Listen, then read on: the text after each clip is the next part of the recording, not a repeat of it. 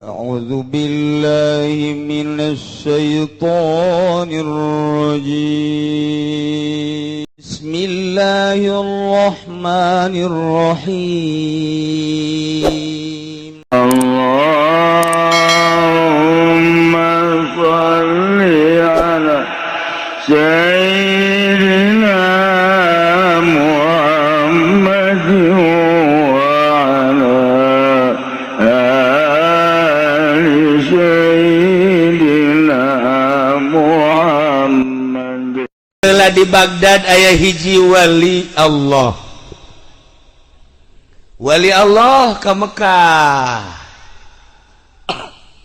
tawaf sa'i selesai ngalaksanakeun umrah sare nyana barang sare ngimpi karena impian wali mah beda jeung si eta mah ngimpian naon genderuwo malulu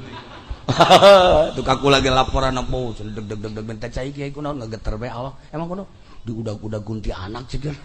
atuh sia mah emang sabangsa jeung kunti anak teu kudu menta cai tuh tah ieu mah wali solihin impianana asli sebab nyana makan naon kana sarena wudu heula babacaan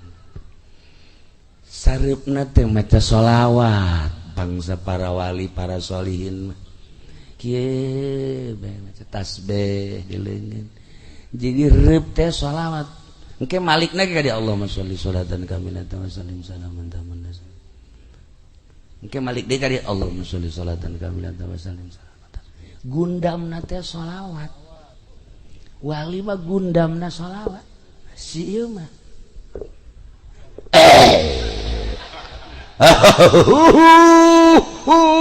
cak injuna pak kenapa aduh untung dibangunin injunya emang kan macan itu sarena boro-boro wudu barang di dulu ini udah dabun kan inuh oli masya Allah parah ayah beres rapi tas mandi tas naon aju di hareupeun TV kieu bari baca sholawat eta ngahinakeun Kangjeng Nabi ya Allahumma sholli ala sayyidina Muhammad Allahumma sholli ala dangdut pas aya dangdut plek raga gas deh kieu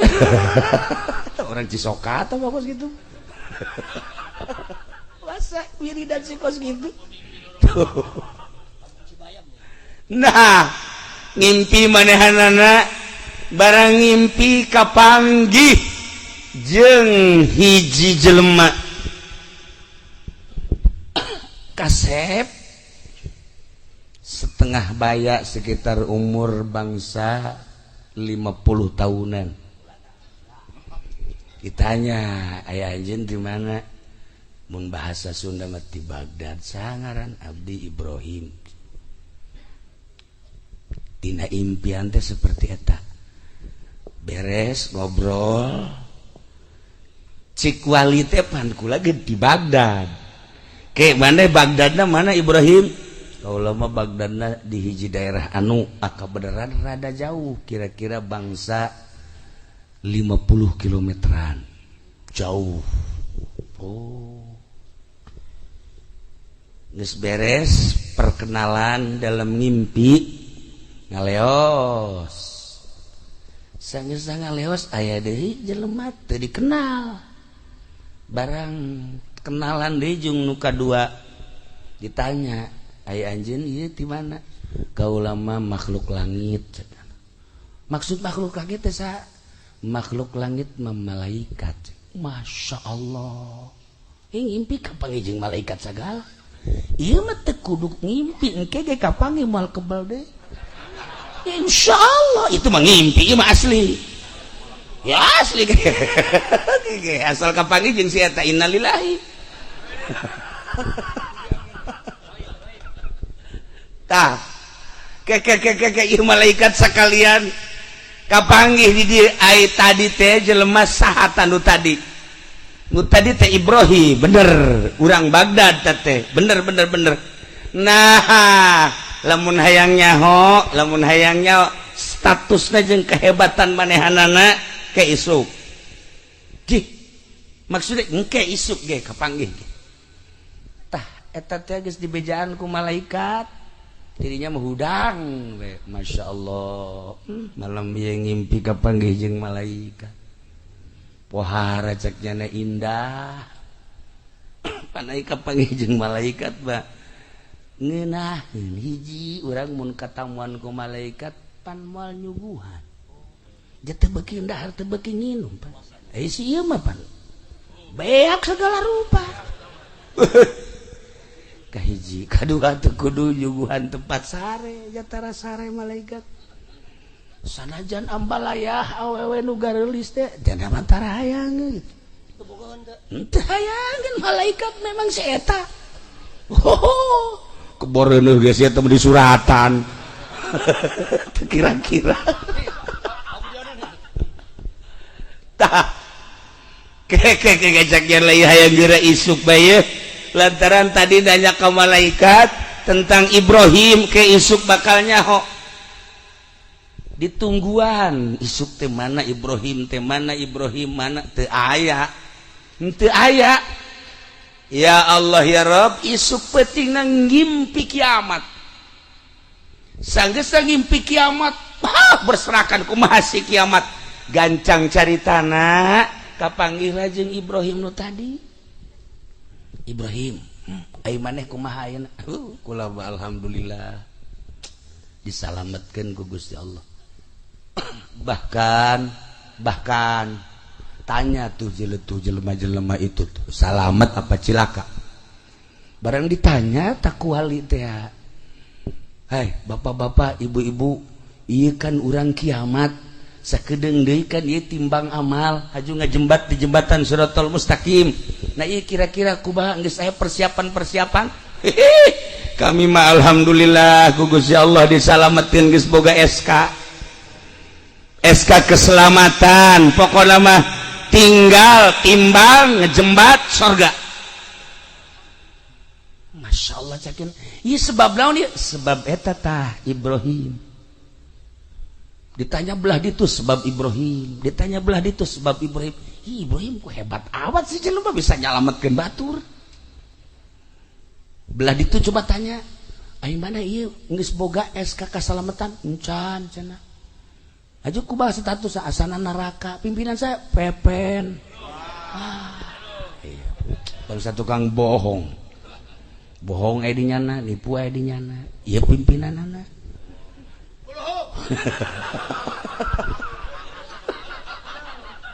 main kuluhum atuh ieu mah santri sarole Aisyah atuh kada beungeutna ge beungeut tahajud beungeut subuh kaberangan eta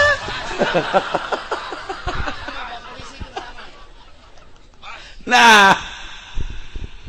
barang marehanana ieu keur bingung lantaran lain bingung naon bingung ku bunga amat ieu jelema ratusan mungkin ribuan lalaki awewe nu kolot nu sedang nu budak salamet gara-gara Ibrahim haju hudang nyana tina ngimpina Gusti abdi teh hayang geura balik bae ka Bagdad deuk diteangan ku kaula tangaran Ibrahim boga amal naon teh ka impi kiamat ku hebat-hebat teuing kasimpulanna nama baliklah ti Mekah menuju Bagdad teu lila di imah neangan nu ngaran Ibrahim teangan kapanggih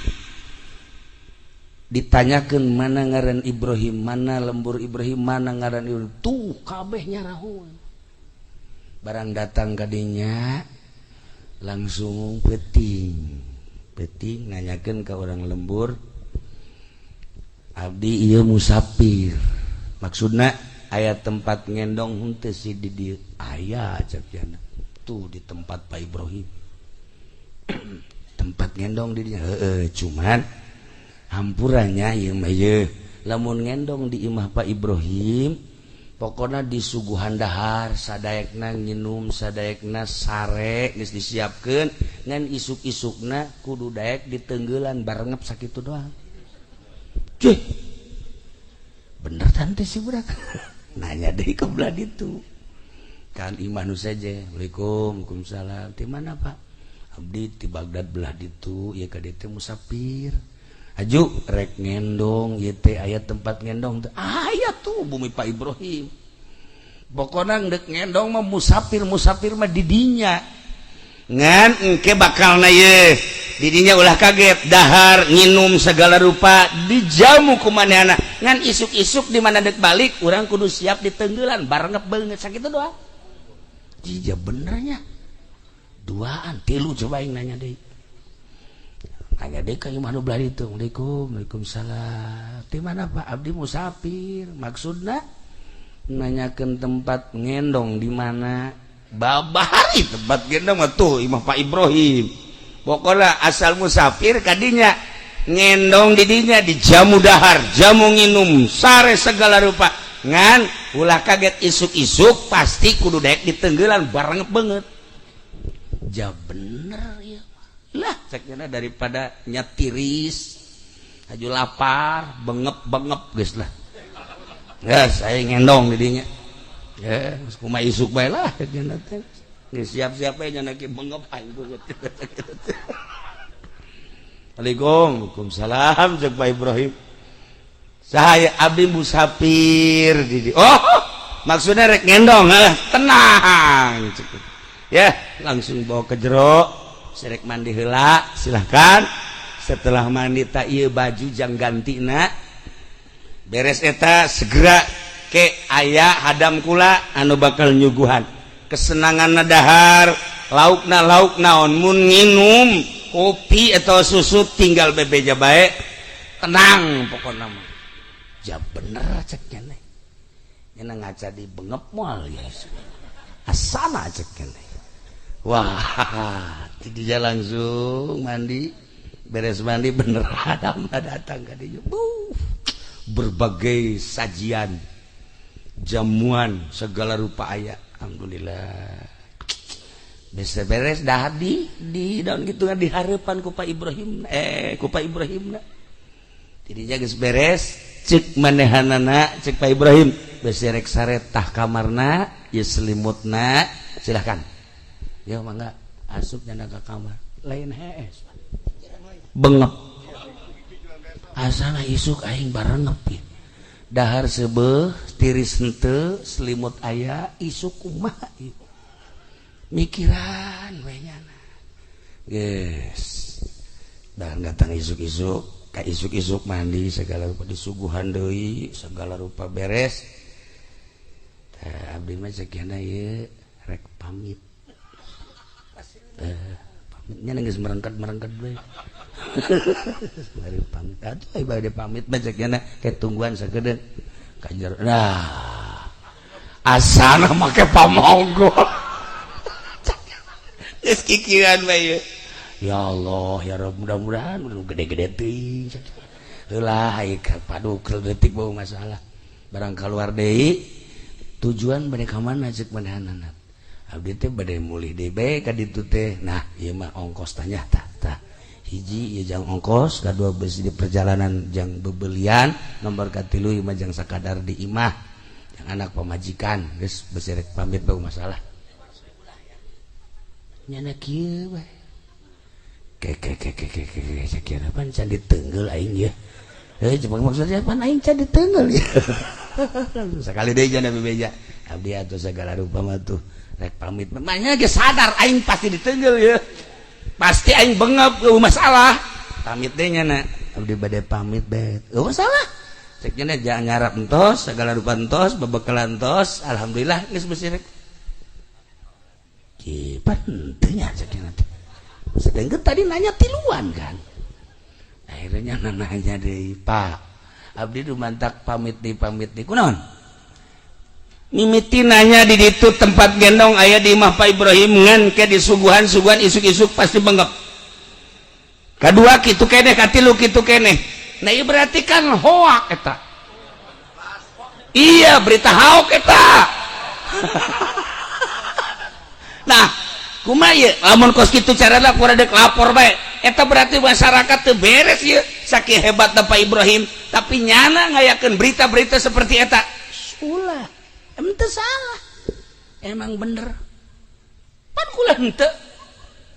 kieu caknya lamun kukula disuguhan tamu teh sok dahadat henteu kedah cenah kula mah ulah raga repotkeun tah nu kos kitu kukula dihajar lamun teh rek bere nginum henteu kudu ngarepotkeun pokona mah kula mah asal ngendong mah tah eta nu kitu dihajar ari ente mah pan datang ka dia asal dek disuguhan kumaha dek dahar muhun nginum muhun segala rupa dek sare mangga asal nu muhun jeung mangga aman je itu mantep teh berarti salah nu nolak teh tah dihajar ku nya asal nu nolak dihajar jadi anu ngamanggakeun mah ngamanggakeun muhun mangga silakan eta mah teu dihajar. Masya Allah nyana nanya deui Pak Ibrahim kunaon dihajar kula mah lamun datang ka dieu teu disuguhan atawa disuguhan nampik berarti ieu jelema teh ngahalangan kana ganjaran kaula pan urang lamun namu ka imah ieu mah ieu caknya teu kudu nuhun lamun sagala mangga wah ieu mah genderuwo cak eta beres tuh benerna jeung sieu mah itu mah lain lamun nolak misalnya dibere sedekah ku kula nolak ka kula dihajar tapi lamun mere sedekah hajunya na mangga bae henteu kula mah embung aya sedekah anu teu ditarima embung ganjaran tersendat-sendat di jalan. Masya Allah cik eta seorang wali keneh pohara amat ke Ibrahim ari anjeun ieu bangunan imah lain nu kula sengaja kula nyieun imah sakieu gedena jang saha bae nu ngendong di dieu dek jelema nu musafir jauh atau urang dieuna siap nyana hayang ngendong di dieu disuguhan bae ku kula mah. Nomor kedua ieu kula mah bangunan naon eta ieu bangunan masjid henteu meunang aya anu nambahan saperak-perak acan kula bae cek teu meunang aya anu nambahan teu meunang aya nu milu pokona ieu mah masjid ku kula dibangun khusus jang jembatan ka akhirat lamun engke jang jembatan ka akhirat tersendat-sendat mana teh sedihna ke kula di akhirat ku ayana sakitu khusus kula ngabangun masjid duit kula tanah kula segala rupa kula. Nomor kedua kula ngabangun imah ieu ge sorangan nu kula segala rupana jang saha anu siap ngendong di dieu dipersilahkeun tah kos kitu kula mah. Masya Allah cek Pak Ibrahim teh ai anjeun ieu tatanya datang ka dinya kumaha kula ngimpi di Mekah. Ngimpi naon? Sabada ngalaksanakeun tawaf haju sa'i beres tahalul kula sare ngimpi kapanggih jeung anjeun nu mantak di teangan teh sanggeus ngimpi nu pertama hudang kadua kali ngimpi kapanggih jeung malaikat cek malaikat isuk bakal nyaho tentang sejarah eta jelema isukna kula neangan anjeun teu kapanggih di Mekah ngimpi kiamat ternyata anjeun geus dibere SK untuk masuk surga bahkan lain ente bae jelema ribuan lalaki awewe nu kolot nu ngora nu budak kabeh boga SK teh gara-gara anjeun na ieu SK ka surga naon eta rahasiana eta Pak Ibrahim ngahuleung beki nu bener maneh ngimpi kitu nu mantak kula neangan ge ieu teh ka dieu teh hasil tidak impian kapanggih jeung malaikat. Jadi kula teh lamun lain kapanggih jeung malaikat pacik panehanana atuh moal hayang neangan tah ieu kula hayang neangan rahasiana naon. Cik Pak Ibrahim teh rahasiana mah kula boga guru kula sakean ngaji ngan hiji nu dititipkeun ka kaula hiji ayat Al-Qur'anul Karim saayat bahkan sapotong wa may yu'azzim hurumatillah fahuwa lahu khairun inda rabbih saha jelema anu ngagungkeun kana hormat Allah kemuliaan-kemuliaan Allah. Kukula ditanyakeun naon hurumatillah diantarana masjid, diantarana imah anu jang nyuguhan jeung katamuan, diantarana majlis taklim. Hurumatillah pondok-pondok pesantren. Nah ieu cek guru kula eta sing hade bahwa khairun lah. Jelema teh boh pohar jasa bagusna inda rabbih. Nu manta kula kadadengekeun bae kajen goreng cak makhluk mah nu penting cak Allah bae. Harta kula alhamdulillah, ieu alhamdulillah geus dipagunkeun ka masjid, dibangunkeun ka satu bangunan lain jang kula tapi jang umat. Tah kitu kula teh. Gideg teh seorang wali. Barang geus kitu pamit banyak. Urta Ibrahim barang kadengekeun kos kitu dongengna akhirna kabelah dieuna sangheut jasa usaha sebab geus ngaharepkeun paeh hayang geura paeh cakian hayang geura ka sorga hayang geura paeh hayang geura ka sorga daek Mang Haji paeh ka sorga sorga daek sok paeh mah keula parah ieu atuh parah ieu mah atuh baik paeh ka surga mah gimana tuh Haji gimana paeh kuari haju ka surga daek ka surga mau paeh keula ieu sedek naon di dunia nya nanya ya Allah ya Rabbi ku aing dibawa sa mobil tapi kos ge pikiranana Gusti Allah doa ya Allah ya Rabb. Nah akhirnya segen usaha nusa kitu geus jadi miliuder harita hartawan jutawan beh lantaran sangheuk usaha kadedengekeun impian tadi teh aduh ya Allah kabelah dieuna atuh teu usaha mah pake susuguh bae per hari per bulan teret susah segeusna susah ayalah nu datang kadinya begitu datang persilahkan beserek gendong tapi teu disuguhan jang nyuguhanan isuk-isuk nyana pamit bebeja Pak Ibrahim anu geus kacelun ka aun-aun ka koncara ka mana-mana ka beja ka unggal negara di mana nu ngendong di disuguhan kadang dibere berkat kok ieu mah teh Allah geus teu percayaeun deui ka kula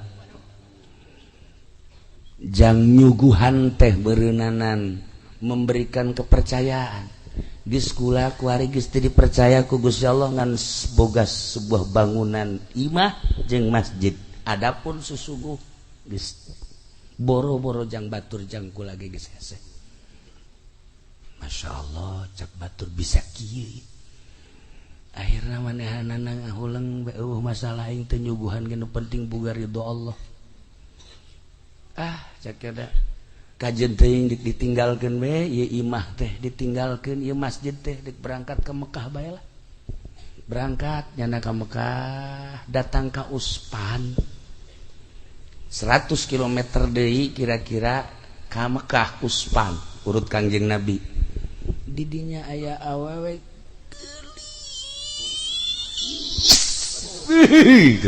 geus eueuh tanding teh mah irung mancung sifatan geulis makan gitu bulu matana bentik rada semu aduh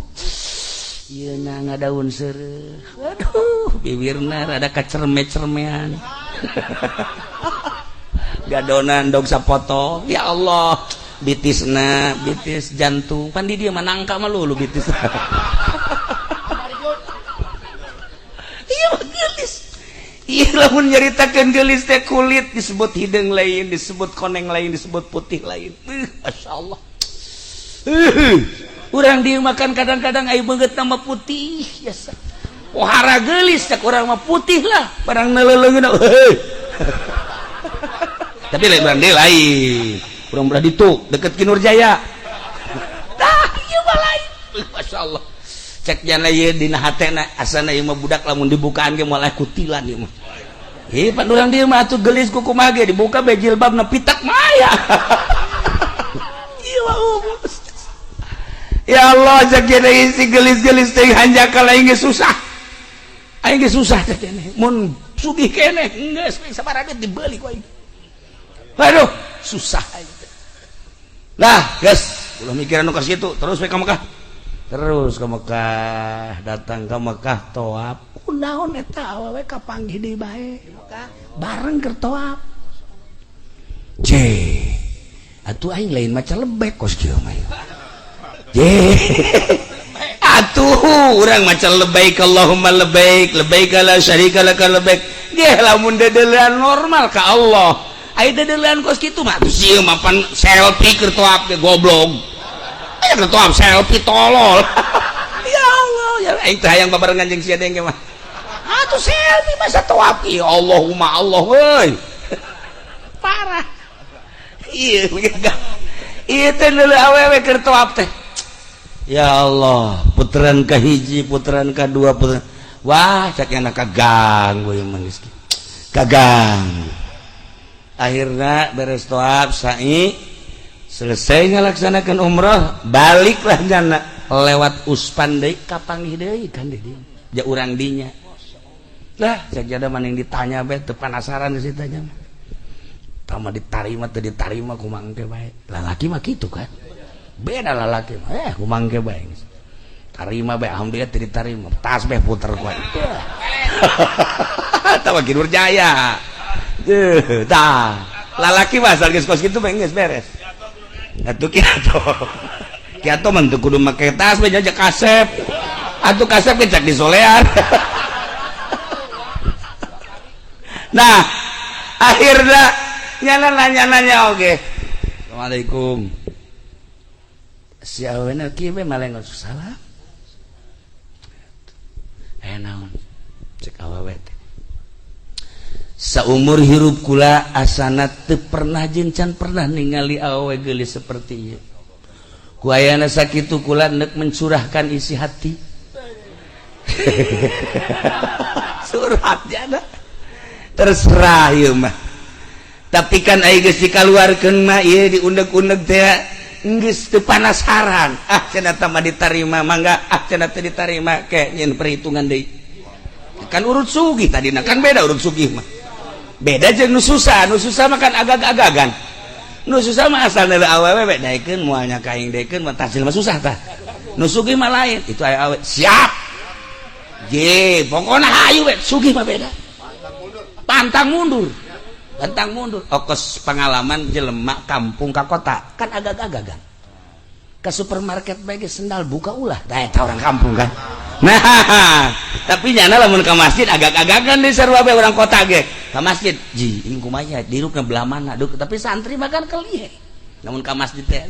geus asup pula sieun-sieun ieu Baitullah geus pokona mah tas nganjang ge kan ka masjid santri mah atuh lain wiridan mah nya ka masjid bae geus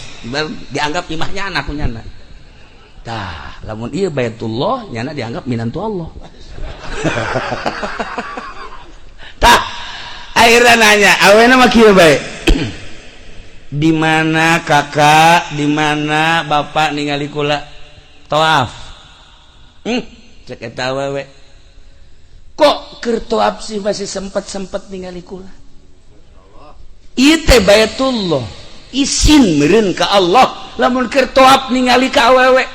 isin meureun ka Allah lamun keur tawaf teh paten teh ka Allah isin meureun ka Allah ieu teh Baitullah anu tertera dina Al-Qur'anul Karim make jeung lurak lirik ka kula sagala rupa daripada kula daek berarti ari lalaki cunihin nu kos kieu kula mah daek sote ka lalaki anu solihin wah sia bangsa kalau cunihin ge teu hayang kula mah nyage kula ieu janda nah saknya mantep ya keke boga anak ente ulah nanyakeun boga anak ente moal kudu mah teu hayang ji cek eta Pak Ibrahim boga anak teu boga anak tetep ku aing kawin nya sugih mah kitu kan gampang awewe mah jeh pokona awewe mah teu daek bawakeun apel teu daek keneh jeruk teu daek keneh sempak jeh atuh laul bae awewe mah hayu bae engke kebal-kebal cek jana ai bogoh mah henteu tapi karunya nah tah geus balik teruskeun ku aing ieu domba santri wah asana dipake modal ku nyana tah geus ieu mah kasaimpulan mah Pak Ibrahim teh kula ieu sabenerna mah eueuh di wanita anu nyangkrung beuh nyangkrung di jero ieu teh saha ieu ngaranna teu bisa cek manehanana kula mah geus ngadeukeutkeun diri ka Gusti Allah nu mantap kula pepegatan jeung salaki-salaki teh sejalan kula mah selalu ka Allah peuting teu pernah sare kula baca Quran jeung tahajud manya geus deukeut ka belah ditu kudu kawin jeung mukon bade kos kitu hayang kula mah cek Pak Ibrahim teh Masya Allah pola pikirna ku hebat jadi neng ieu pepegatan teh gara-gara eta salaki kula sugih salaki kula ganteng salaki kula gagah tapi ketika diajak ibadah ternyata geyebed nyawa sia geyebed hese teu daekeun cakina sedengkeun hate kula geus sayang ka Allah bae hirup di dunia moal kebal cakina andai kata orang boga istana ditinggalkan andai kata orang boga kemewahan ditinggalkan andai kata orang boga jabatan bintang di dia geus lain 5 de 7 puyang-puyang ujianna balok ge geus lain 5 de 7 tah bakal ditinggalkan ceuk bayanana kula daripada sesenangan di alam dunia boga salaki nu kaya tapi poho ka Allah lebih baik pepegatan kula beuh mun dicisoka aya nu kos kitu andai kata dipayahin aya awe modal geus kitu umurna bangsa 20-25 bawa ka Cilongok bawa ka Cilongok lamun umurna 60 bikeun ka dieu nah akhirnya cek Pak Ibrahim ya Allah ya Rabb iku hebat-hebat teh neng teu nyangka ternyata neng teh hatena mulus amat boga kolbun salim hate anu salamet sedengkeun anu bakal salamet di akhirat ilaman atallaha biqalbin salim neng hampura kakak hampura ieu mah kieu bae kakak panganasehatankeun supaya boga pikiran cara neng gampang ceknya kubata gampangna tobat ka Gusti Allah insyaallah cara tobat nu bagus kumaha colok mata urut neuleuh kula kena kaluar sakitu tobatna sakitu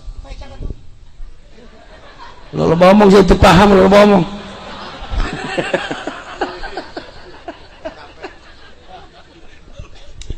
saksian neng kakak dek tobat ka Gusti Allah nu tadina cinta ka neng kuari lain cinta birahi tapi cinta lillah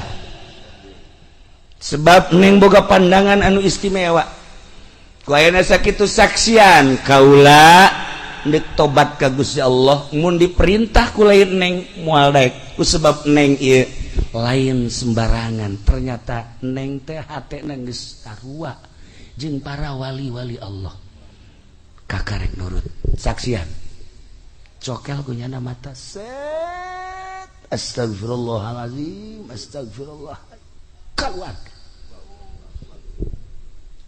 cukup sakit hiji deui astagfirullahalazim astagfirullah colok plus keluar cukup bisa gitu salamet insyaallah guys salamet bari ngaraca ka di getih mata keluar astagfirullahalazim cek Pak Ibrahim susah aya di aing kuari mata buta aya di aing masalah nu penting aing menang ridho Allah aya nu harewos batinnya padahal mamanya teges ka impi jadi ahli sorga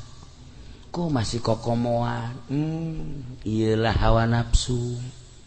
orenganan wali ge aya ku hawa nafsu mah eleh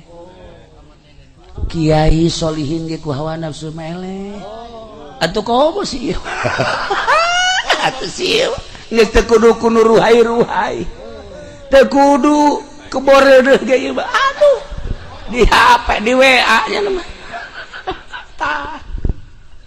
ieu ngambai ka dia Allah ya Rabb Gusti Allah nu agung ieu ke ka mana ieu teh teka tingali alam teh apa balik deui ka Baitullah apakah balik ke Baghdad di antara dua maning ka Baitullah maning ka Baghdad maning ka Baitullah maning ka Baghdad ari ka Baitullah geus pamit ari ka Baghdad jauh keneh tidinya minta petunjuk deh neng ieu mah sakali deui memeh kaula indit ti Usman ieu ndek minta petunjuk ndek balik maning ka Baghdad apa maning ka Baitullah ari deuk ka Allah mah ka Baitullah ka Baghdad mah tah ka imah ari deuk ka Allah mah ka Baitullah lah pasrahkeun diri bener oge cek tuh ndek ka Allah kan aya jalan-jalan hayang bisa ngaji atuh lain ka balai desa ka pondok pesantren bego hayang bisa ngaji di balai desa ira bisa ngajina hayang bisa maca Fathul Muin di SMP di SMA podol sero moal bisa tuh aya jalan-jalanna hayang bisa ngaji pondok pesantren hayang bisa korupsi sekolah sakitu tanyakeun ka polisi emang aya jelema nu sakola aju jadi polisi jadi pemerintah TNI atau jadi pemerintah teu korupsi moal aya hampir 99,9,9,9 atau kabeh teh macam kiai iya tinggal polisi nu ieu doang henteu maksudna teu loba korupsina hese mah kumaha ya aya jalan-jalan nah tapi polisi nu mantak di dieu ge berarti ngaji nyana iya make macan pugu ngaji baheula tah iya atuh make boro-boro polisi sia teh gecan make hara rese ulah sok ato-ato sia heula akhirnya bener oke pandangan si awewe leka Allah maka Baitullah bener terbuka nyana ai ka imah matu tama imah ngaranna ge balik deui nyana ka Baitullah atur rarampan neangan Baitullah teh sapoe dua poe datang ka sababara poe karak datanglah ka Baitullah baheula akhirna mainna top deui beres ai artina umroh deui beres akhirna nyana ngalamun bae kieu segalamun langsung sare nu buta geus mah sarua itu bisa sare barang keur sare ngimpi kapanggih jeung malaikat jeung Kangjeng Nabi Yusuf ngimpi kapanggih jeung Kangjeng Nabi Yusuf alaihi salam beuh poara tah ngimpi kapanggih jeung Kangjeng Nabi Yusuf sagala dina impianana kenalan barang kenalan anak Yusuf Nabiullah naam anta Ibrahim nyahuan Kanjeng Nabi Yusuf cek Pak Ibrahim teh Yusuf Nabiullah untung amat anjeun ai kitu anjeun mah hebat dibere ku Gusti Allah kasep aya di anjeun gagah aya di anjeun pinter aya di anjeun pangkat jeung derajat kenabian karasulan aya di anjeun tapi begitu digoda ku Siti Zulaikha Masya Allah endahan seseleh Siti Zulaikha hebat amat anjeun Yusuf Nabiullah poh ara boga kasep teh diudag ku awewe endahan awewe nu seseleh atuh si ieu mah pan lain budak awewe lain diudag ku awewe nyana ngudag awena teu daekeun atuh Kanjeng Nabi Yusuf mah diudag ku awewe ieu mah ngudag ka awewe teu beunang pelet teu manjur banget kieu sanu ayangan atuh kanyana Masya Allah cek Pak Ibrahim teh untung anjeun Nabi Allah Yusuf kasep aya di anjeun gagah aya di anjeun derajat aya di anjeun pinter aya di anjeun digoda ku awewe lain kelas biasa awewe Ratu Zulaikha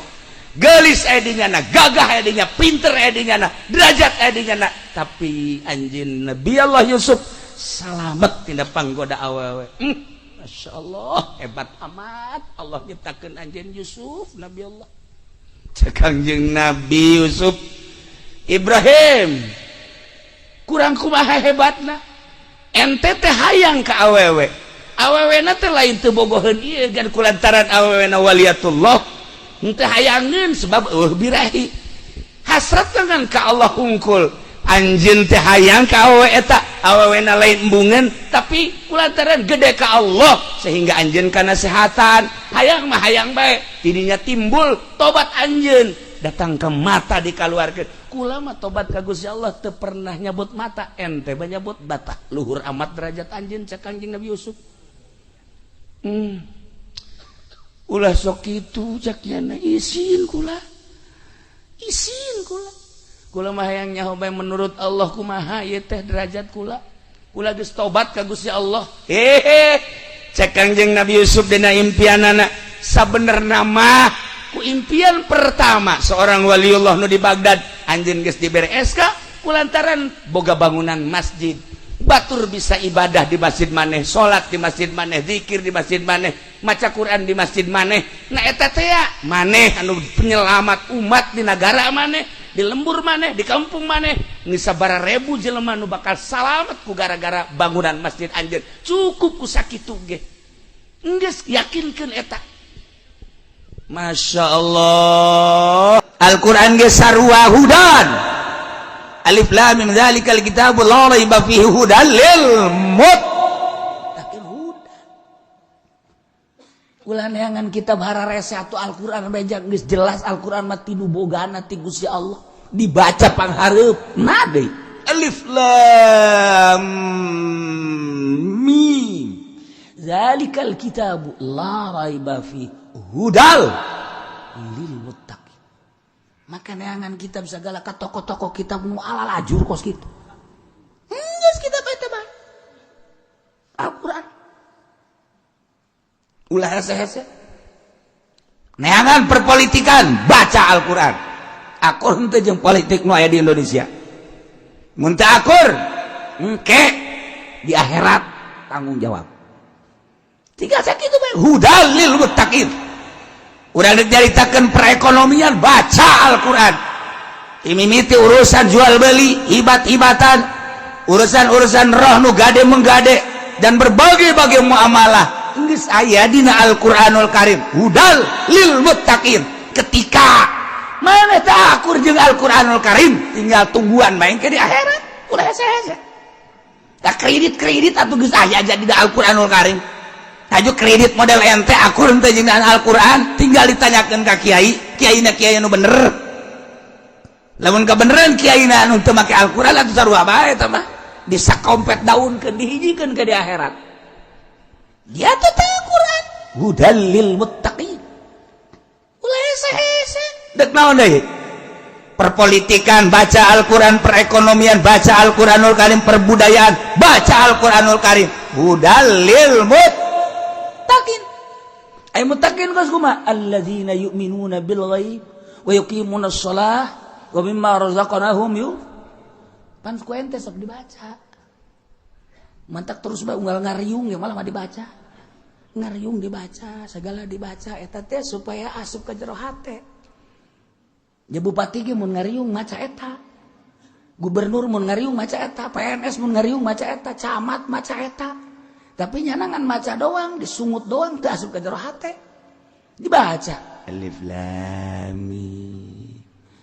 dzalikal kitabul la raiba fihi hudal lil muttaqin oh kitab Al-Qur'an anu agung teh horenganan sebagai pituduh ka muttaqin lamun bener-bener nuturkeun Al-Qur'an berarti nya muttaqin teh jelema nu bakal diasupkeun ka sorga lamun henteu nuturkeun kana Al-Qur'an berarti lain muttaqin anu engke di akhirat bakal ka neraka tinggal kitu doang berarti dibaca ku para pejabat horenganan nya maca tapi teu make horenganna bakal jadi ahli neraka sakitu doang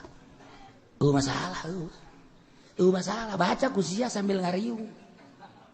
Al-Qur'an geus kieu bae sia ngan maca doang diketrok sia ku aing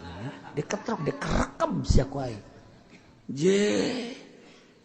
tuh urang mah geus sakieu mah alhamdulillah ku make atuh rada deureus bae kitu osok make ya setengah-setengah lah ketika dibere jaho haram tamah cak Quran ge ulah urang leula awewe kudu peureum urang beunta bae tah sia kau malah ngongkong terus malah ngarep-ngarep ngararongkong kabeh. Iya. Hudan nuduhkeun kitab Taurat geus aya kabeh dina kitab Taurat, aturan berpolitik, aturan berekonomi, aturan berbudaya, bersosial dan lain sebagainya. Aya terus kitab ti Gusti Allah mah timimiti kitab Zabur, kitab Taurat, kitab Injil, datang ka kuari kitab Al-Qur'anul Karim teu jauh sarua hudan minad dhalal. Nomor kedua rahmatul lilladzina hum li rabbihim yarhabun, sebagai kadedekannya rahmat ka jelema anu sieun ka Allah, dirahmatan ku Allah. Urang kuari kan sieun ya ka Allah, nu mantak diuk ngaji ge ieu teh sieun ka Allah. Hayang nyaho Allah teh kos kumaha mun bisa mah kadeuleu Allah teh. Mun bisa ngan kulantaran teu bisa karasa. Karasa ge can bisa atuh bebarengan jeung nu geus boga rasa. Nu boga rasa ge teu kanyahoan di mana bae geus lah tuh ngadakeun bari ngopi-ngopi. Geus kitu bae. Lumayan. Kan?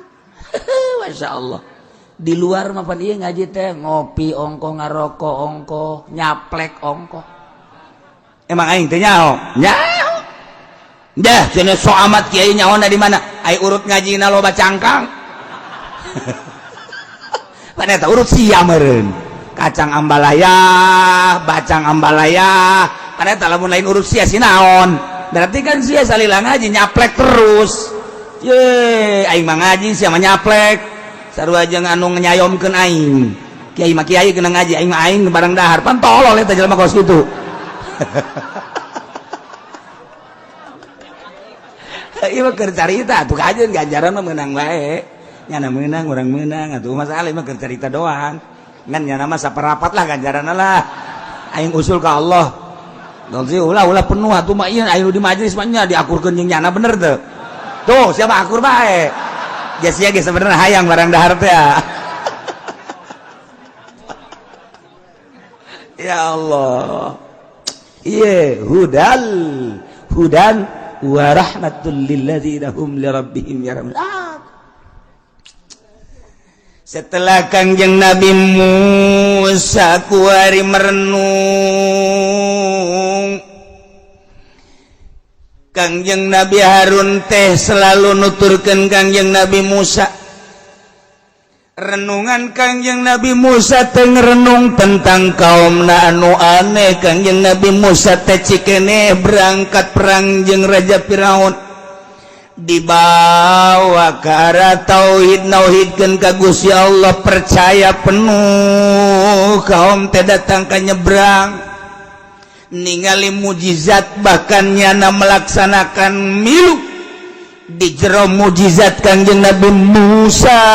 alaihissalam. Tapi ternyata kakarak ditinggalkeun 40 poe bae ge aya Musa Samiri anu nyiptakeun ieu anak sapi pedet. Kunaon ngagelok ieu kaum ku babari amat cek Kangjeng Nabi Musa. Direnung ku Kangjeng Nabi Musa teu eureun-eureun, masyaallah karim, nuduhkeun jelema supaya salamet di dunia wal akhirah. Ternyata teu gampang. 1 hari, 2 hari, 3 hari, 4 hari terus bae merenung sampai 40 hari Kangjeng Nabi Musa merenung. Eta teh sambil puasa Kangjeng Nabi Musa. Sambil teu pernah luput tina tatahur bebersih. Teu eureun-eureun Kangjeng Nabi Musa make baju nu bersih tina najis. Tafakur ka Gusti Allah, renungan ngerenungkeun tentang kaumna anu nang hese capek dituduhkeun nauhidkeun ka Gusti Allah, ternyata dengan mudah ngagelok. Maka Gusti Allah negor ka Kangjeng Nabi Musa, Musa aing apal kana renungan anjeun sebagai hamba aing kakasih aing. Renungan anjeun teh ku aing diperhatikeun Musa, kuari mah ku maneh disurtil bae tina kaum ratusan ribu manusia anu nyembah Nabi Luka aing teu sakabehna Musa coba teangan saloba 70 nu teu nyembah coba teangan ku Kangjeng Nabi Musa teh dulur kamari keur waktu aya Musa Samiri mawa anak sapi anu menang ngamodip tidak perhiasan kaum Kipti haju di sararembah coba cek Kangjeng Nabi Musa nu teu milu nyembah aya sabaraha coba Kangjeng Nabi Musa ngasruk ternyata bener ayat 70 orang Masya Allah tina 500.000 manusia 70 nu teu nyembah 500.000 manusia 70 sabaraha persen coba sabaraha persen ya Allah ya Rabbi kumpulkan coba nu 70 coba ka dieu kabeh kumpul kabeh nu 70 kakarak aya 60 10 deui cek Gusti Allah teangan begitu diteangan anak muda 10 masih pemuda keneh Masya Allah umuran bangsa 17-18 tahun anak muda anu teu milu nyembah ka anak sapi anu kapedek 10 kade cek kade anak muda Masya Allah ya 10 sore ku Kangjeng Nabi Musa nu 70 dikumpulkeun pemuda kunaon tuh ketika ku Kangjeng Nabi Musa kaistimewaan ieu kaistimewaan ketika ku Kangjeng Nabi Musa dek dibeat dek dibawa munajat aneh eta nu 70 isuk-isuk jadi kolot kabeh kolot nu tadina mah kakarake kumisna bulu jarum janggot bulu jarum budak kuari mah teh nyaho bulu jarum ya teh nyaho ka manukan baheula mah urang ngapan osok asal aya manuk mamawa betuh kut aju cek nu kadua pen aju da kata aing dulu aing mantas aing boncit kitu kan baheula budak kuari mah teh nyaho kuari mah meuli bae manuk boga duit teu boga duit maling tarolo ajawan gula mah aja kajawan jasa jujurna ajo kurang di deuleu manuk di mana coba nyayangna oh di tangkal anu sana bisa naik coba naik engke 5 poe naik oh gemari geus endogan aya sabaraha endogna kakarak aya 2 kesam udah oh geus endogan aya sabaraha endogna aya 5 oh kuari keur dikereman tuh baheula mah mun aya 5an sering hiji lamun aya 5 kebeneran dia teh ngan tiluan engke 2 nu hiji saurang babari baheula mah terus dikereman di daontongan haju dicirian ditangkalna teh we make asal aya nu kos kitu berarti geus aya nu boga batur ge datang ka dinya oh geus aya nu boga nyaun jujur jasa baheula mah geus aya tandaan tah tangkal aya manukan di barang di dieu geus aya nu boga tah tandana geus didaekeun Masya Allah eta nikmat amat hirup di zaman eta tah zaman jujur kuari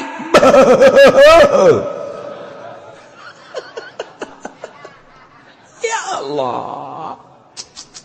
Masya Allah kari jujur jasa terus didale benar didale kakarak borosot didale kakarak megar didale deui geus aya bulu jaruman Masya Allah kayak kadieu deui geus aya bulu centong budak pari teh nyaho bulu centong pan nah kuari di dalam deui geus hari Swiss tinggal tere dihiberkeun alah set dibagi tasya 2 tasya 1 ya Allah ya Rabbi eta ngeunaheun jasa beuleuh aju urusan parab da geus ya neangan parab atuh heuh ge ieu aing neangan parab keisukan aing keisukan itu ngeunaheun jasa eta zaman jujur jasa tidak ada korupsi saat itu. Iya, anak muda nu 10 ternyata kehebatan hatena cinta ka Gusti Allah, aya ma'rifatullah di jero hatena. Jadi kolot. Dirupakeun ku Gusti Allah jadi kolot. sanajan kuari ge nu sabenerna mah anak muda di jerona aya ma'rifatan ngan teu dibuktikeun kolot bae ku Gusti Allah kolot eta teh mantak sewaktu-waktu kos aki-aki eta budak sewaktu-waktu mah ngora sewaktu-waktu mah kos budak eta teh jelema lain sambarangan lamun aya jelema kos kitu tah eta lain jelema sambarangan dua barangan eta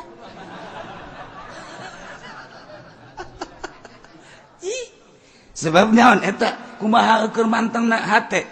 lamun keur manteng ka Gusti Allah kolot kajen ku kumaha ge kajen teuing budak belasan tahun kolot bae lamun keur biasa-biasa kadeurna ngora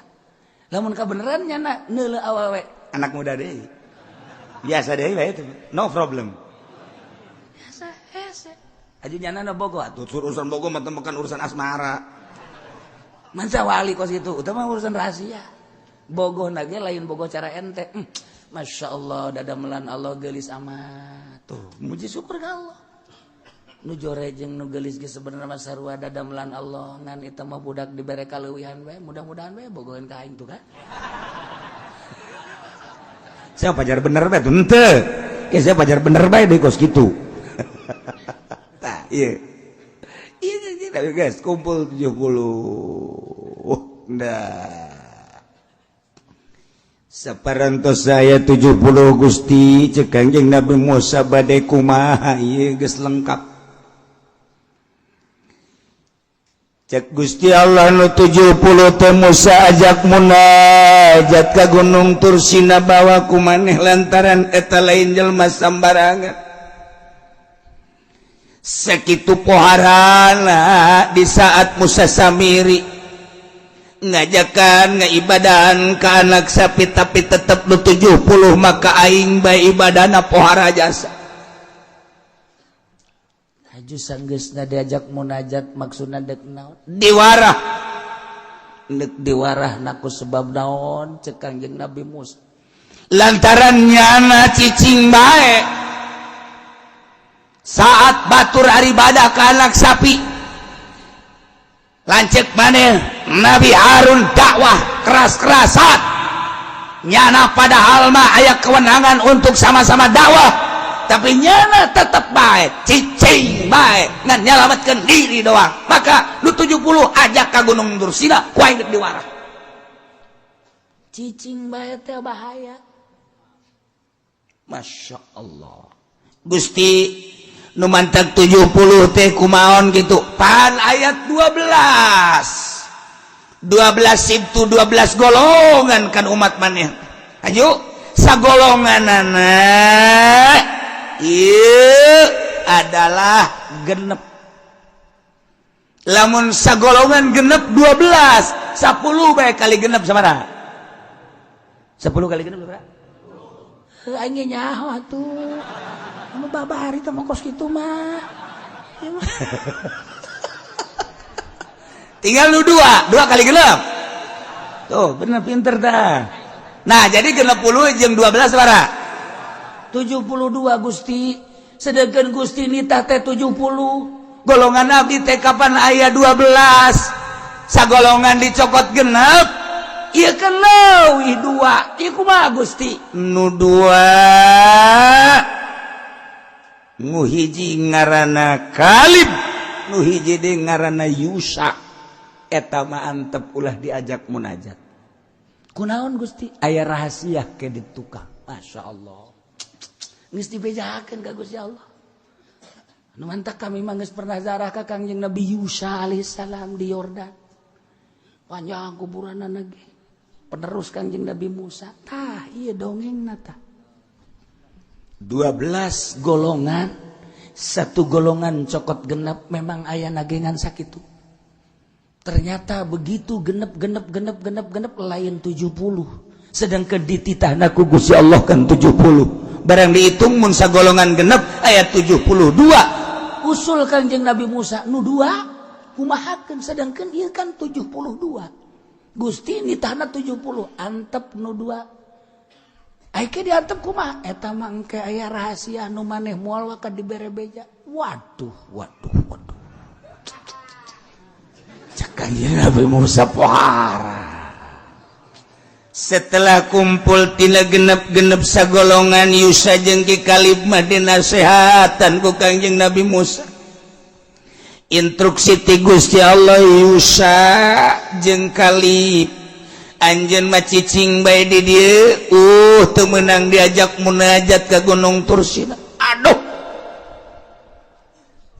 cek Yusa jeung Kalib mah nya si Bakam itu bisa diajak munajat. Ieu instruksi ti Gusti Allah. Teu bisa. Tetep pangusulkeun ka Gusti Allah. Iya mang geus ulah loba omong sia geus ti Gusti Allah na kitu usul. Masa sih? Pan anjeun mah kalimullah bisa langsung bicara jeung Allah pangusulkeun. Diusulkeun ku Kangjeng Nabi Musa. Gusti nu dua ge hayang milu. Kudu kumaha menanganiina Gusti. Cek Gusti Allah Musa bejakeun jai ujung-ujung nama kapan menang rahmat jeung ridho aing. Sanajan nyana teu milu munajat ka Gunung Tursina tetep nyana sarua menang karidoan jeung rahmatna sarua jeung nu munajat bejakeun ganjaranna malah leuwih gede tibatan nu milu ka ditu. Kedah cicing bae teh maya rahasia. Barang dibejakeun ku Kangjeng Nabi Musa seperti eta. Mangga atuh ai kos kitu maja ujung-ujung nama hayang ge rahmat jeung ridho. Ku Gusti Allah diulahkeun mah jeung aya rahasia anu encan dibejakeun mangga kami mah geus diimah bae. Ridho geus nu 70 berangkat jeung Kangjeng Nabi Musa alaihissalam. Masya Allah. Diabadikeun di Al-Qur'an ieu ayat Wakhtara Musa qaumahu 70 rajula.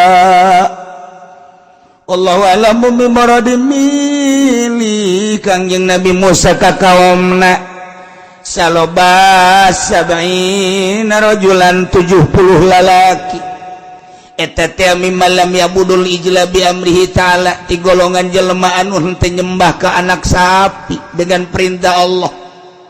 Geus ditantukeun ku Gusti Allah waktu-waktuna supaya tepat ketika ku Gusti Allah geus ditantukeun waktuna. Awas Musa. Waktu eta kudu berangkat maneh. Limikotina. Karena waktu nu geus dijanjikeun ku Gusti Allah.